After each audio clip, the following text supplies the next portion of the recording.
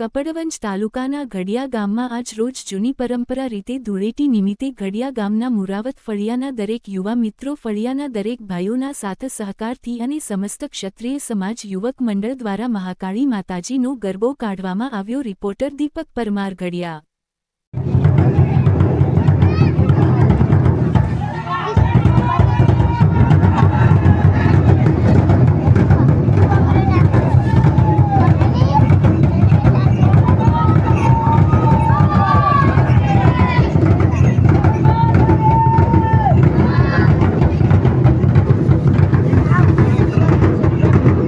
अरे वो बिल्ली सर्विस पानी में अच्छी है।